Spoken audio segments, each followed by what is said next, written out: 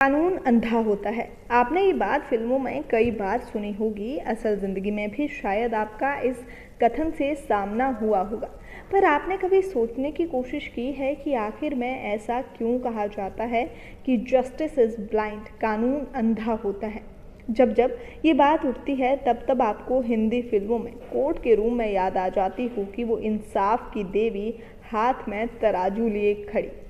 क्या आपने कभी सोचने की कोशिश की है कि वो महिला कौन है और भारत से लेकर विदेशी कोर्ट तक उस मूर्ति को हर जगह पर क्यों लगाया जाता है? चलिए आज आपको आपके सारे सवालों के जवाब दे देते हैं। जब भी इंसान किसी मुश्किल में फंसता है तो कोर्ट का दरवाज़ा खटखटाता है।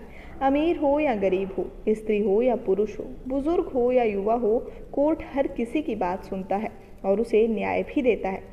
पर जब कानून इंसान के लिए इतना ज़रूरी है और कोर्ट उसका पालन करता ही है, तो फिर कानून की आंखें हमेशा बंद क्यों होती हैं? आंखें तो दुरुस्त होनी चाहिए, जिससे वो सही गलत, अच्छा बुरा देख ले और गलत को सज़ा सुना दे। फिर ये अंधा क्यों होता है? आज हम इस कॉन्सेप्ट को क्लियर करने वाले हैं।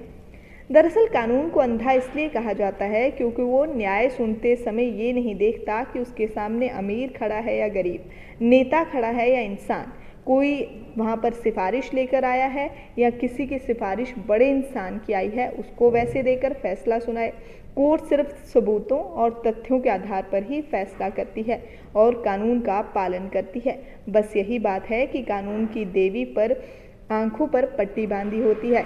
इस देवी का रंग रूप पूरा कानून की परिभाषा ही समझता है और उसी को बयान करता है। ये भी आपको बता दें कि कानून की देवी असल में यूनान की एक देवी है। यूनान की देवी डिकी को न्याय की देवी कहा जाता है। इसीलिए कानून हमेशा अंधा होता है।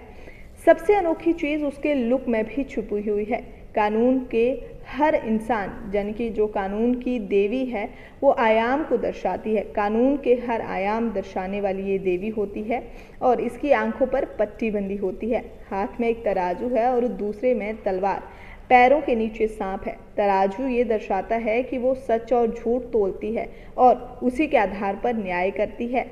ये न्याय करते वक्त उसकी आंखों पर पट्टी बंधी रहती है, जिससे वो सामने खड़े व्यक्ति के रसूख या शक्ति का प्रभाव नहीं देखती है। वो सिर्फ सबूतों और गवाहों के आधार पर सही फैसले सुनाने के लिए बैठी होती है, इसीलिए उसकी आंखों पर पट्टी बनी रहती है।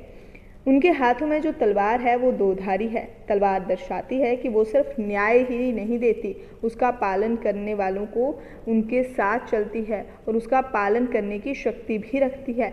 उसकी पोशाक वैसे ही है जैसे यूनान में पुराने वक्त में आदरणीय और राजशाही लोग पहना करते थे।